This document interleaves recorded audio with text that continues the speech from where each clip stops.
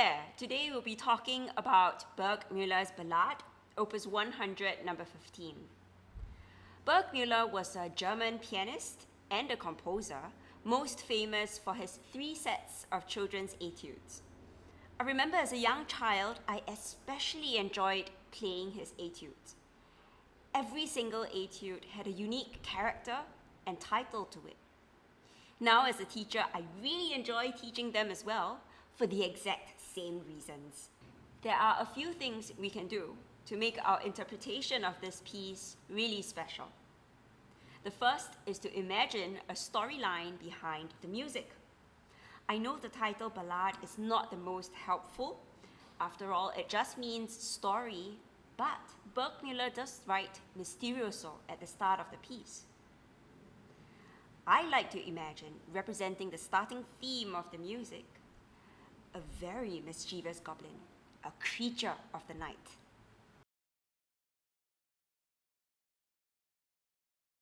To create a very mysterious atmosphere, we need to make sure that our right-hand repeated staccatos are played as soft and as light as possible.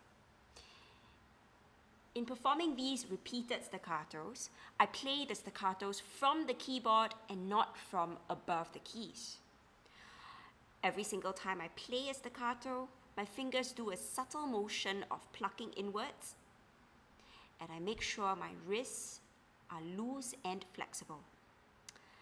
My fingers are already in position to play before the next chord. So here's step 1. I play 1 chord per bar.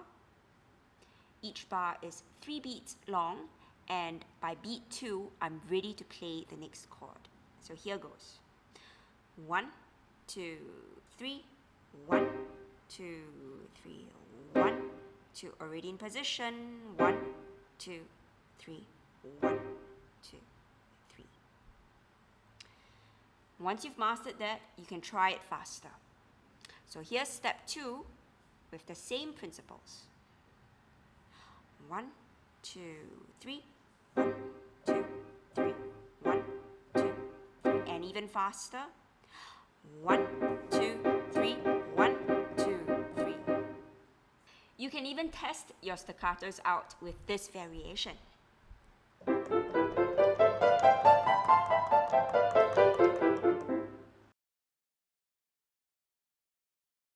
Now, still running along with the idea of the goblin, I like to imagine that my left-hand theme, this one,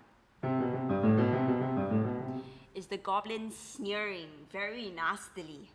And to express it as such, we need to make sure that the semiquaver notes are played with speed, evenness, and a great amount of ease. And that's why I like to group the notes into gestures. With every single gesture, there is a slight swell in dynamics. And as the dynamics taper off at the end of each gesture, I make sure that my forearm as well as my wrist are releasing tension. So this is how I would practice it.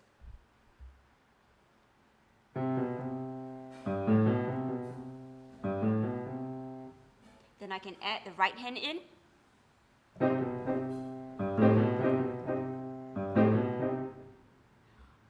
Okay, when I'm comfortable with these gestures, I can do away with the pauses, and this is how it would sound like.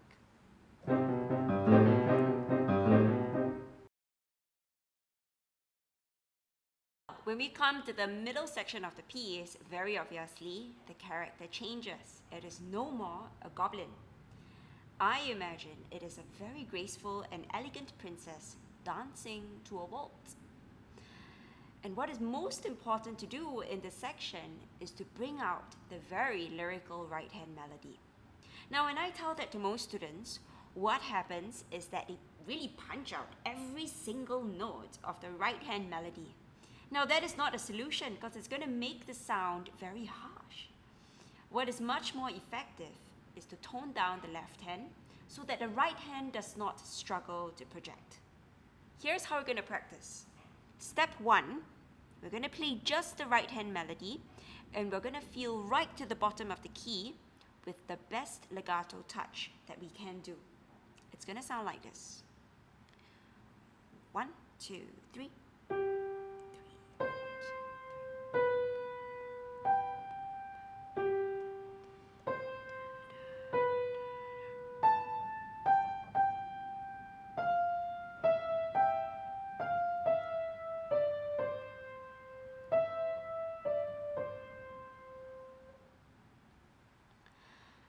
Step 2 is to add the left hand in, except we're going to phantom play the left hand. My fingers are going to play the keys, but I'm not going to make a sound, and therefore my left hand is just like a phantom. It sounds like this.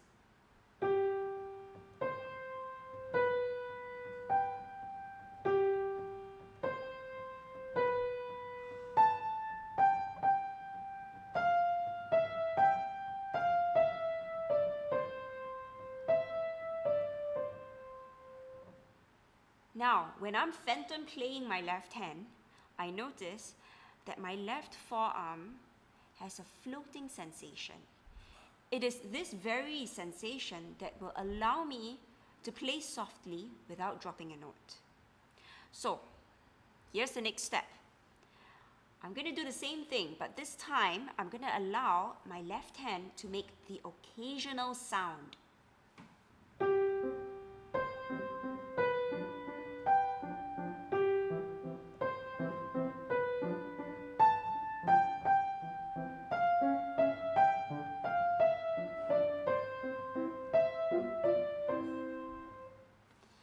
Now, finally, I can put both hands together.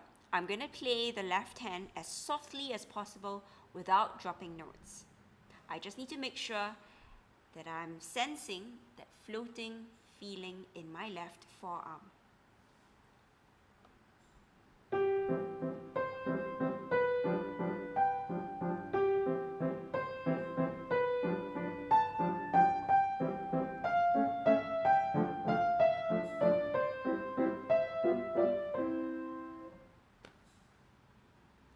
Here's a performance of the entire piece.